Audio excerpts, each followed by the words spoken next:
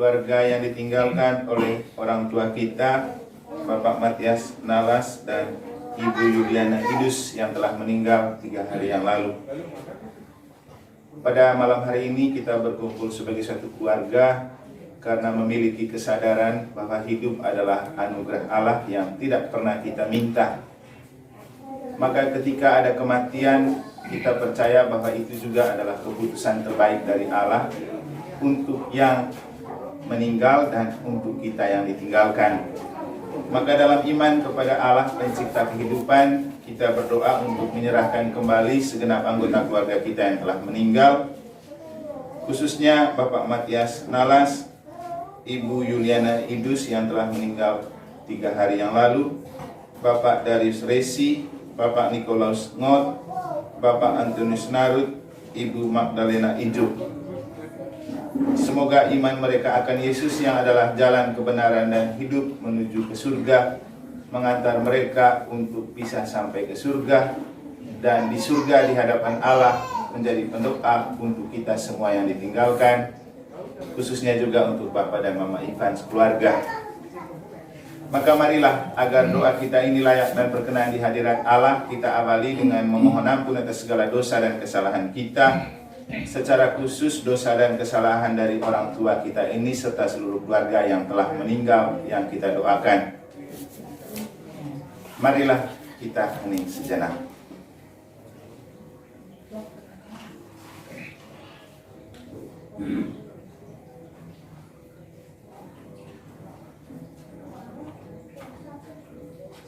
Tuhan Yesus Kristus, Engkau diutus untuk menyembuhkan orang-orang yang remuk dalam hatinya. Tuhan, kasihanilah kami. Tuhan, kasihanilah kami. Engkau datang untuk memanggil orang-orang yang berdosa. Kristus, kasihanilah kami. Kristus, kasihanilah kami. Engkau duduk di sisi Bapa sebagai pengantara kami. Tuhan, kasihanilah kami. Tuhan, kasihanilah kami. Semoga Allah yang Maha Kuasa mengasihani kita, mengampuni dosa-dosa kita, dan menghantarkan kita kepada kehidupan yang kekal. Amin.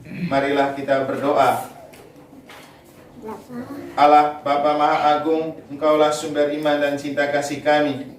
Semoga iman kami berkembang subur dalam aneka situasi sesulit apapun, juga ketika kami menghadapi badai pandemi virus corona ini. Bantulah kami agar semakin tekun beriman kepadamu dalam situasi zaman ini. Dan pada kesempatan ini kami berdoa untuk hamba-hambamu yang telah Engkau panggil, Bapak Matias Nalas, Ibu Yuliana Idus yang telah Engkau panggil 3 hari yang lalu, Bapak Darius Resi, Bapak Nikolaus Ngot, Bapak Antonius Narut, Ibu Magdalena Ijuk, serta segenap anggota keluarga yang tak dapat kami sebutkan satu persatu. Kami menyerahkan mereka ke dalam belas kasihan-Mu. Terimalah mereka agar pantas dan layaklah mereka bersukacita dan mengalami kebahagiaan di surga, menjadi pendoa untuk seluruh keluarga, anak-anak, para cucu, dan kami semua yang ditinggalkan di dunia ini, melalui Yesus Kristus Putra-Mu Tuhan dan pengantara kami, yang bersama dengan Dikau dalam persekutuan dengan Roh Kudus, hidup dan berkuasa Allah sepanjang segala masa. Amin. Mari kita mendengarkan sabda Tuhan.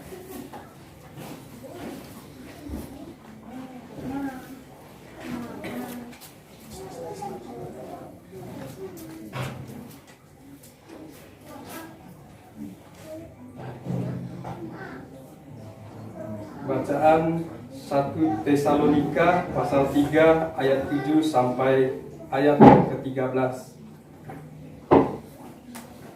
Saudara-saudara, dalam segala kesesakan dan kesukaran kami merasa terhibur oleh kalian dan iman kalian. Sekarang kami hidup kembali, asal saja kalian teguh berdiri dalam Tuhan.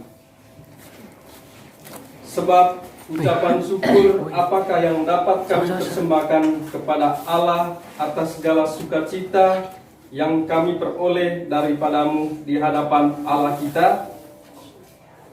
Siang malam kami berdoa sungguh-sungguh, supaya kita dapat bertemu muka dan menambahkan apa yang masih kurang dalam imanmu.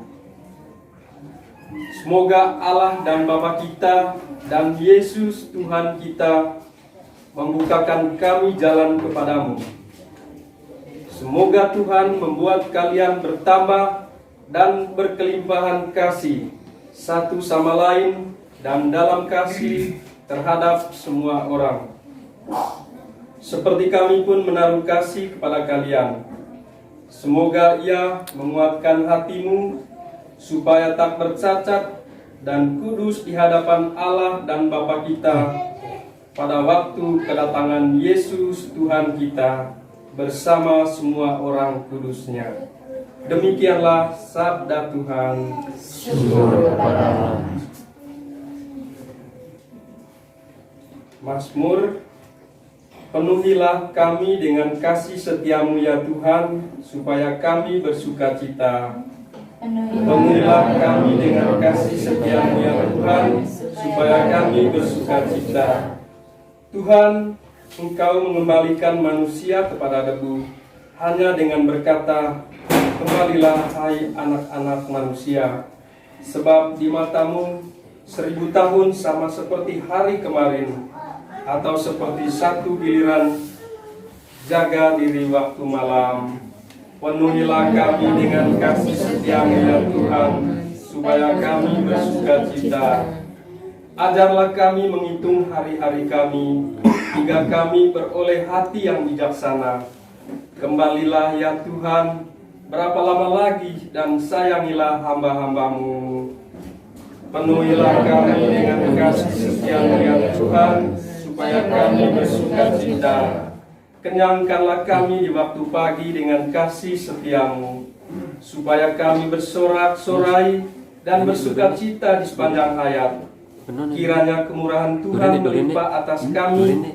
Teguhkanlah perbuatan kami, ya perbuatan tangan kami, teguhkanlah. Penuhilah kami dengan kasih setiamu ya Tuhan, supaya kami bersukacita. Haleluya, haleluya, haleluya, haleluya, haleluya, haleluya. Tuhan sertamu. Tuhan sertamu juga. Inilah Injil Tuhan kita Yesus Kristus menurut Matius. Dimuliakanlah Tuhan.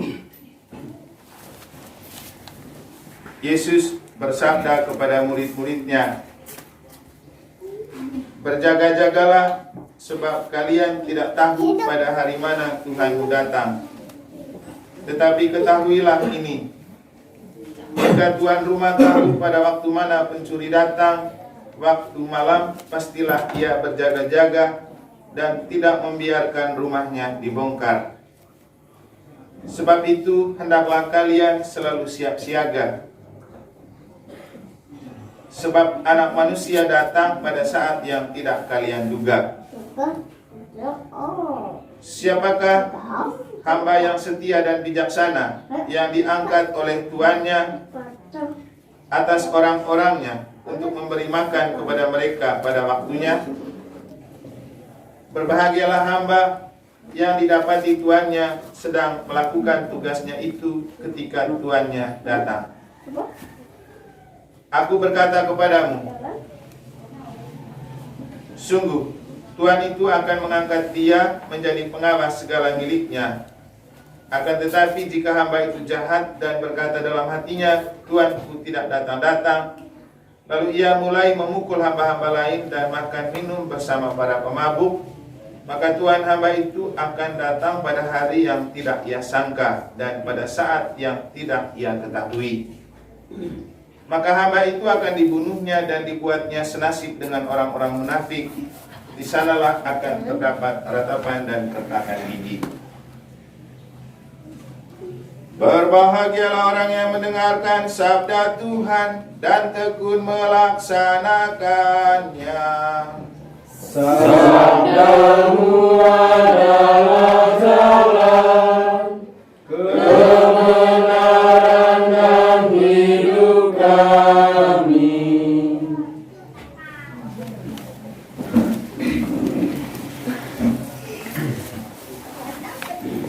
Yang saya kasihi Bapak dan Mama Ivan, seluruh keluarga, Bapak Ibu Saudara-saudari, semuanya saya kasihi dalam Tuhan. Di antara kita, siapa yang pernah meminta untuk diciptakan? Mobil dulu. Mama.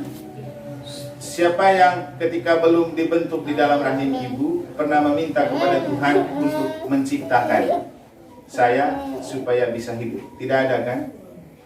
Semua kita ini diciptakan dan lahir karena Tuhan punya inisiatif supaya kita bisa hidup melalui orang tua kita masing-masing. Toh orang tua kita juga menciptakan kita itu kalau Tuhan tidak menghendaki tidak jadi anak di dalam perut.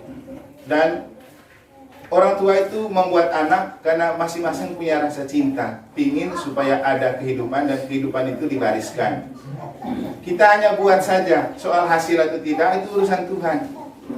Maka ketika manusia itu sudah sukses lahir, hidup dan berkembang, ada satu hal yang perlu disadari. Kalaupun mati, kita percaya juga itu adalah hak dan wewenang Tuhan untuk mengambil kembali kehidupan itu. Nanti kalau baca di kitab Kejadian, di situ ditulis bahwa waktu manusia itu sudah diciptakan menurut gambar dan rupa Allah dari debu tanah, Tuhan melihat, wih, bagus sekali tampangnya.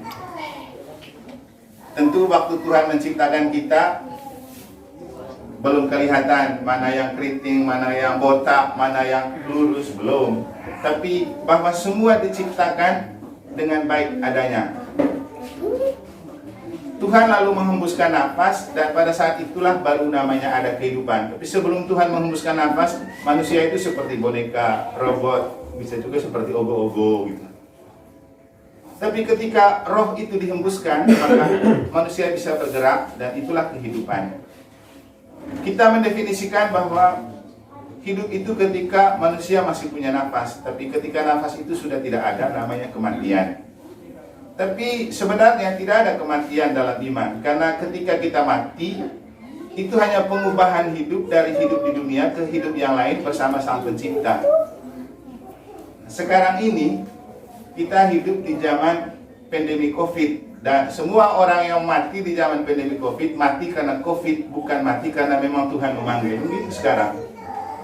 Jadi, di mana-mana ada mati, mungkin mati karena terantuk atau karena kecelakaan. Nanti kalau di swab bilang ini mati karena COVID. Karena satu jenazah di dalam proyek COVID itu mahal itu. Katanya begitu. Tapi memang faktanya begitu. Orang malah lebih mau diberi alasan mati karena COVID biar dapat sedikit anggaran, nanti kremasi gratis dikuburkan oleh tim Satgas. Baik sih dari segi hidup di dunia, tapi kenapa kemudian kita lupa bahwa kalau hidup itu anugerah Allah dan saat kita mati juga memang kehendak Allah. Jadi sekarang ini kita mati tetap adalah keputusan Tuhan, bukan karena COVID, itu cuma jalan. Sama seperti kita hidup, kita tidak diciptakan oleh virus corona sehingga kita mati ditentukan oleh virus corona, tidak. Tapi kemudian kalau kita mati karena virus, itu karena kita tidak hidup sesuai dengan harapan Tuhan yang dalam Injil oleh Yesus dilukiskan dengan berjaga-jagalah. Kita tidak berjaga-jaga. Sekarang ini waktu zaman COVID baru orang rame-rame hidup dengan berjaga-jaga dengan nama protokoler kesehatan. Karena semua orang takut sakit dan mati. Dan herannya, kalau protokoler mengatakan bahwa kita hidup berjaga-jaga dengan pola 5M, semua orang tertib. Tapi kalau Tuhan yang ngomong, mana orang mau dengar? Jadi orang itu tidak takut kepada Tuhan, orang lebih takut kepada manusia. Padahal hidup itu anugerah Tuhan, bukan pemberian manusia. Maka sebagai orang yang percaya kepada Tuhan, mari kita terus hidup dengan kesadaran bahwa hidup itu anugerah Tuhan, tanda cinta Tuhan. Sehingga kalaupun kita mati juga itu adalah berkat Tuhan dan tanda cinta Tuhan. Maka Santo Paulus itu pernah menulis dalam sebuah suratnya, jika kita hidup, marilah kita hidup bersama Tuhan, supaya ketika kita mati, kita juga mati bersama Tuhan. Sehingga baik waktu hidup atau waktu mati, kita tetap menjadi milik Tuhan. Kalau selama hidup kita tidak percaya kepada Tuhan, lebih percaya kepada COVID, maka waktu kita hidup bersama COVID. Kita mati karena COVID. Baik dalam hidup atau mati, kita adalah milik COVID. Kalau surganya di mana? Iya kan? Bukankah hidup itu milik Tuhan? Lagi-lagi saya bicara begini karena saya rohaniwan, dan saya harus berbicara begini. Kalau saya orang pemerintahan, pasti saya harus berbicara jaga protokoler. Tapi masalahnya hidup itu bukan tentang badan, tapi tentang jiwa. Kalau kita mati, doanya apa? Mohon ketentraman jiwa bagi misalnya orang tua kita ini. Tidak lagi kita doakan mohon agar badannya tentram. Tidak, orang dari debu kok jadi tanah lagi. Tapi jiwa diusahakan untuk kembali kepada Tuhan. Maka kita itu berjaga-jaga, jangan hanya jaga badan saja dengan protokoler kesehatan, tapi jaga jiwa juga dengan protokoler kesehatan rohani. Sayangnya saat ini orang hanya jaga badannya supaya tidak terkontaminasi virus, dia lupa jiwanya. Sehingga salah satu jalan terbaik menurut orang-orang dunia untuk menghindari penyebaran COVID, tutup rumah ibadat. Kan lucu. Kantor tidak ditutup, bank tidak ditutup, pasar tidak ditutup, yang lain-lain tidak ditutup. Orang masih bisa pergi berkerumun di situ. Yang lebih lucu lagi, selama PPKM semua ditutup, tapi giliran vaksin orang bertumbuh begini. Loh, bedanya di mana? Kadang kita tidak pakai logika. Tapi kata orang, di dalam jiwa yang sehat akan selalu ada tubuh yang sehat. Kalau jiwa tidak sehat, biar kita punya badan katos, kekar, tidak ada gunanya.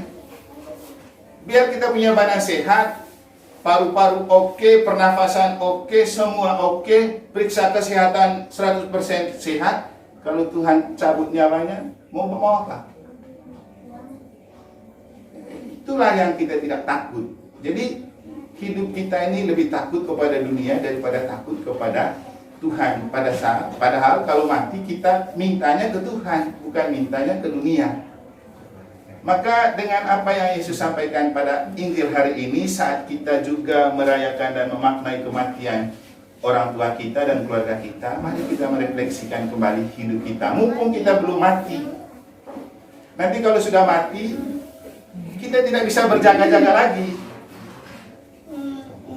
Yang berjaga-jaga adalah orang yang hidup. Bisa jaga dengan main kartu, bisa jaga dengan doa, itu berjaga-jaga namanya. Tapi kalau sudah mati, nggak ada berjaga-jaga lagi. Mumpung masih hidup, berjaga-jaga. Berjaga-jaganya tidak hanya urusan-urusan dunia. Sekarang ini kalau kantor-kantor seperti bank atau apapun yang ada aset banyaknya, orang bisa bayar security berapa saja. Tapi hidup rohanimu, siapa yang jadi security untuk menjaga dan memelihara? Tidak ada. Siapa security untuk menjaga dan merawat jiwa kita? Siapa? Kita sendiri. Hah? Kita sendiri. Kita sendiri. Kalau bapaknya Ivan dia geleng-geleng, dia tidak tahu. Siapa? Tuhan. Siapa? Siapa? Tuhan. Iya. Biar kita tidak tahu Tuhan jaga kita, tapi Tuhan itu selalu datang jaga kita. Sehingga kata orang, di zaman pandemi COVID, kita dibatasi dengan tidak bertemu, harus pakai ini, harus pakai itu. Jadi dunia serba dibatasi. Tapi Tuhan itu tidak pernah membatasi diri untuk hadir dalam hidup kita. Dia selalu datang. Yang jadi masalah bukan Tuhan tidak datang menemani kita di era pandemi COVID, tapi hati kita sudah tertutup dengan protokol kesehatan, hilang Tuhannya. Kalau saya tidak pernah takut, kenapa saya juga tidak pernah tutup gereja saya itu? Kenapa? Saya percaya orang hidup anugerah Tuhan. Saya tidak pernah meminta hidup ini, tapi Tuhan yang memberikan dengan cuma-cuma. Maka apapun bentuk tantangan dan kesulitan dunia, ya itu memang dunia. Tapi bagaimana kita mempertahankan diri untuk merasa tetap terhibur dalam dunia yang menderita seperti sekarang, disitulah kita butuh Tuhan dan iman. Orang beriman tidak pernah takut apapun tantangannya. Tapi kalau tidak beriman pasti takut. Dalam bacaan pertama, Santo Paulus bilang apa? Kami itu gelisah dan cemas, tapi melihat kamu dan imanmu, kami lalu jadi kuat. Jadi iman itu benteng dan kekuatan terakhir ketika kita sudah mentok, tidak tahu berbuat dan berjuang bagaimana lagi. Itulah gunanya punya iman, itulah gunanya kita berdoa, supaya selalu disadarkan kalau Tuhan tidak pernah membatasi diri untuk menjaga dan memelihara kita. Tapi dunia akan selalu membatasi kita untuk bertemu dengan Tuhan. Dulu itu ada seorang pemikir Jerman namanya Friedrich Wilhelm Nietzsche. Dia pernah bilang begini, oh sekarang Tuhan itu sudah mati. Banyak orang protes, enak saja kau bilang Tuhan sudah mati.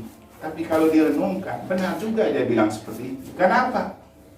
Bukan Tuhannya yang mati, tetapi manusia yang mematikan Tuhan di dalam dirinya. Orang tidak menggantungkan hidup pada Tuhan lagi. Orang menggantungkan hidup pada apa yang ada di dunia. Padahal kalau sudah mati, kita cari Tuhan. Kita ingin bahagia bersama Tuhan. Maka kata kuncinya Bapak Ibu, berjaga-jaga itu artinya menjaga agar Tuhan tetap ada di hati kita. Berjaga-jaga artinya menyadari bahwa dimanapun kita berada, Tuhan selalu menjaga dan melindungi kita. Maka masker utama kita adalah Tuhan. Antivirus kita yang utama adalah Roh Kudus. Kalau ada Roh Kudus dan dia selalu berhembus, masa Roh Kudus tidak kasih mati virus itu kalau memang virus itu mau mematikan kita? Ini soal percaya atau tidak? Yesus itu menyembuhkan banyak orang sakit. Kenapa? Roh Kudus. Dan dulu ada penyakit yang lebih parah daripada virus corona. Apa itu? Penyakit kusta. Kusta itu harus orangnya dikurung. Tidak boleh bergaul dengan orang. Tidak boleh tinggal dengan orang banyak. Karena kusta itu penyakit yang cepat sekali menular. Kalah COVID. Tapi begitu orang kusta datang kepada Yesus, Yesus usir mereka? Tidak kan? Yesus panggil lagi dekat-dekat. Kasih sembuh. Nah sekarang ini kita baru COVID sedikit. Orang mau datang kepada Yesus, jangan PPKM, jangan protokol kesehatan. Loh, kalau kita percaya Yesus bisa menjadi benteng yang menjaga dan melindungi kita, apanya yang buat kita takut? Tinggal sekarang, kita percaya nggak dengan Yesus ini? Maka kata Paus Fransiskus, kalau kita orang Katolik, vaksin utama kita menghadapi virus adalah darah Kristus dan tubuh Kristus. Sayangnya justru ketika ada pandemi kita dibatasi untuk terima komunikan. Maka bersyukurlah malam ini kamu bisa terima. Ada yang sudah 1 tahun lebih. Tapi soal percaya atau tidak, apakah ini bisa menjadi vaksin untuk merawat hidupmu? Itu soal percaya atau tidak. Tapi saya sih percaya bahwa kenapa saya rajin buat misa selama misa era pandemi, karena saya tahu vaksin utamanya adalah tubuh dan darah Kristus. Sebelum kita terima, kan imam bilang gini, inilah anak domba Allah yang menghapus dosa dunia. Berbahagialah kita yang diundang ke perjamuannya. Lalu kita jawab apa? Ya Tuhan, saya tidak pantas Tuhan dalam pada saya, tetapi bersabdalah saja, maka saya akan sembuh. Kenapa masih takut COVID? Semoga Tuhan memberkati. Amin.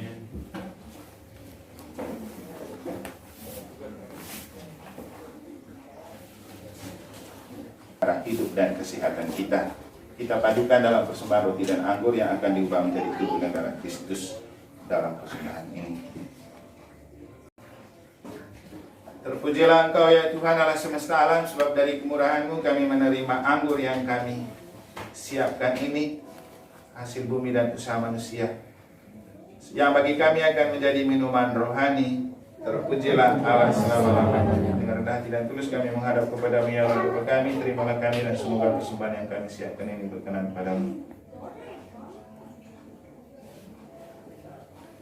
Berdoalah saudara-saudari supaya persembahanku dan persembahanmu berkenan pada Allah Bapa yang Maha Kuasa. Semoga persembahan ini diterima dari kemuliaan Tuhan dan keselamatan kita serta satu Allah Bapa sumber kehidupan, inilah roti dan anggur yang kami persembahkan untuk kembali mempersembahkan hamba-hamba-Mu, orang tua dan keluarga kami yang telah meninggal, Bapak Matias Nalas, Ibu Yuliana Idus yang telah Kau panggil 3 hari yang lalu, Bapak Darius Resi, Bapak Nicholas Ngot, Bapak Antonius Narut, Ibu Magdalena Ijuk. Mereka adalah anak-anak-Mu yang telah Engkau berikan hidup dan sekarang telah Engkau ambilkan kembali dari antara kami. Kami persembahkan mereka kembali ke pangkuan-Mu. Ampunilah segala dosa dan kesalahan mereka. Terimalah mereka dalam pangkuan-Mu untuk menerima hidup dan sukacita kebahagiaan kekal bersama Engkau dan para kudus di surga. Dan dengarkanlah doa-doa mereka untuk kami yang sedang mengembara di dunia ini, untuk tetap berjaga-jaga secara jasmani dan rohani bersama Kristus Tuhan dan pengantara kami. Amin. Tuhan bersamamu Dan bersamamu. Marilah mengarahkan hati kepada Tuhan.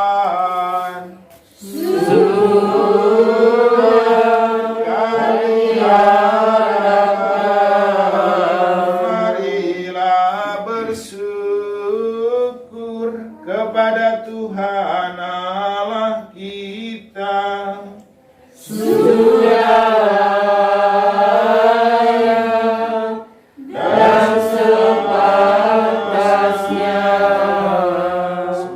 Sepantasnya ya Bapa yang kudus, Allah yang kekal dan kuasa, bahwa dimanapun juga kami senantiasa bersyukur kepadamu, sebab kami yang seharusnya binasa karena dosa telah ditebus oleh kemenangan Kristus atas maut, dan karena kemurahan serta kebaikan-Mu kami dipanggil untuk hidup bersama Dia, Tuhan dan pengantara kami. Maka kami selalu meluhurkan Dikau bersama seluruh laskar surgawi yang tak henti-hentinya memuji keagungan-Mu sambil bernyanyi. Mana Bakti nomor 250. Kudus, kudus, kuduslah Tuhan, Allah segala kuasa. Surga dan bumi penuh kemuliaan-Mu.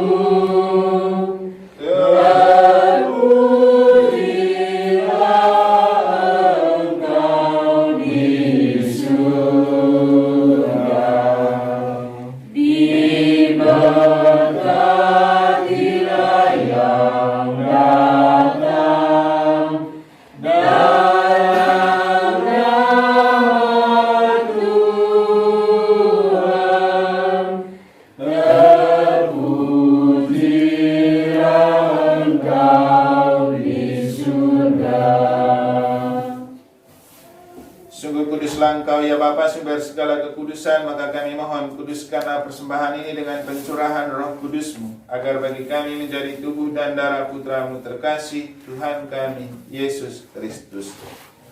Ketika akan diserahkan untuk menanggung sengsara dengan rela, Yesus mengambil roti, mengucap syukur kepadamu, lalu memecah-mecahkan roti itu dan memberikannya kepada murid-muridnya seraya berkata, "Terimalah dan makanlah, inilah tubuhku yang diserahkan bagimu."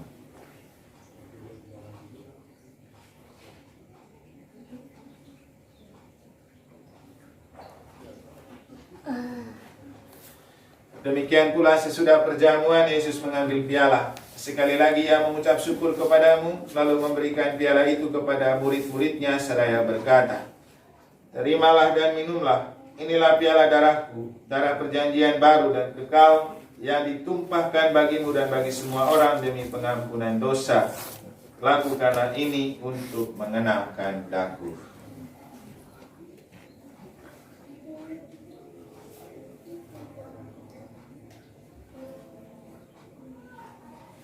Agunglah misteri iman kita.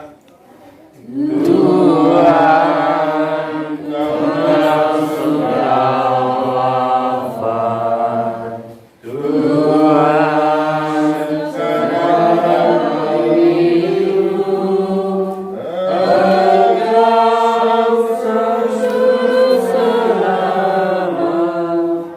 Datanglah ya Yesus Tuhan. Sambil mengenangkan Bapa dan kebangkitan Kristus, kami mempersembahkan kepadamu ya Bapa roti kehidupan dan piala keselamatan.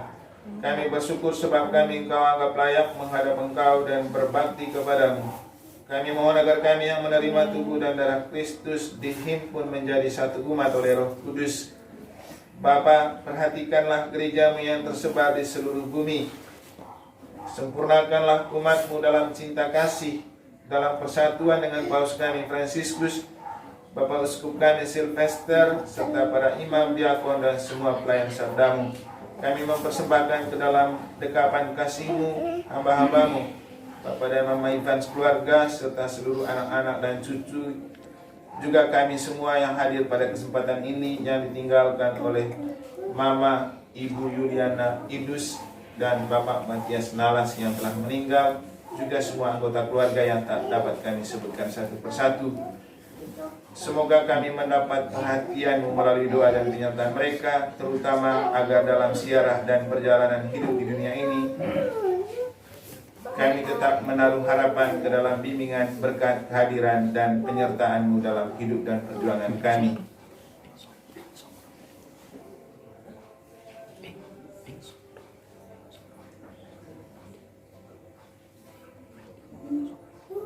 Mama. Sama. Ingatlah akan hamba-hambamu, Bapak Matias Nalas, Ibu Yuliana Idus yang telah Engkau panggil 3 hari yang lalu, Bapak Darius Resi, Bapak Nicholas Ngot, Bapak Antonius Marut, juga Ibu Magdalena Ijuk. Semua anggota keluarga yang tak dapat kami sebutkan satu persatu, juga siapapun yang meninggal pada hari ini di mana saja. Ampunilah dan kasihanilah mereka dan terimalah mereka dalam pangkuan-Mu. Kasihanilah kami semua agar kami Engkau terima dalam kebahagiaan abadi bersama Santa Maria Perawan dan Bunda Allah, bersama para rasul dan semua orang kudus dari masa ke masa yang hidupnya berkenan di hati-Mu. Semoga kami pun Kau perkenankan turut serta memuji dan memuliakan Dikau dengan pengantaraan Yesus Kristus Putra-Mu. Dengan pengantaraan Kristus bersama Dia dan dalam Dia, bagi-Mu Allah Bapa yang Maha Kuasa, dalam persekutuan dengan Roh Kudus, segala hormat dan kemuliaan sepanjang segala masa. Amin. Atas petunjuk penyelamat kita dan menurut ajaran ilahi, maka beranilah kita berdoa. Bapa kami yang ada di surga, dimuliakan nama-Mu, datanglah kerajaan-Mu, jadilah kehendak-Mu di atas bumi seperti di dalam surga.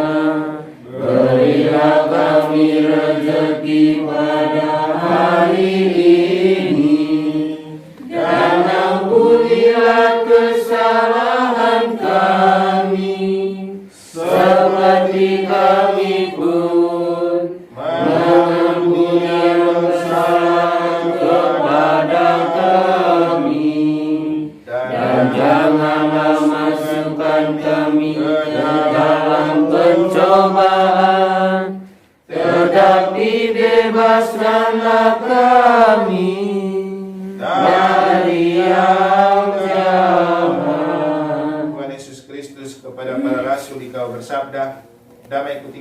bagimu damai-Ku kuberikan kepadamu.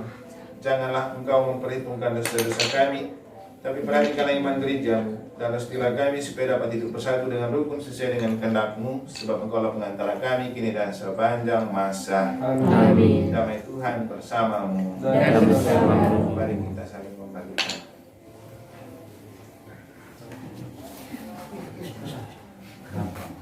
Kristus Tuhan kita, anak domba Allah yang menghapus dosa kita, roti yang turun dari surga, Dia yang menjaga dan merawat hidup kita kini dan kelak. Berbahagialah kita sekalian yang diundang ke dalam perjamuannya. Ya Tuhan, saya Katakan kepada saya, tapi bersabdalah saja bagi saya dan Tubuh Kristus yang akan kita sambut, menjaga dan memelihara hidup dan kesehatan kita sampai masuk pada kehidupan yang kekal. Amin.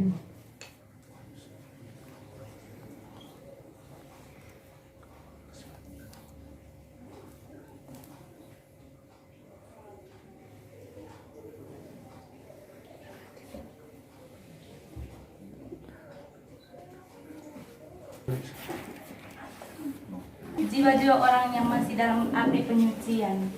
Bapa kami yang ada di surga, dimuliakanlah namamu, datanglah kerajaanmu, jadilah kehendak-Mu di atas bumi seperti di dalam surga. Berilah kami rezeki pada hari ini, dan ampunilah dosa kami, seperti kami pun mengampuni dosa kepada kami. Dan jangan masukkan kami ke dalam pencobaan, tapi bebaskan kami dari yang jahat.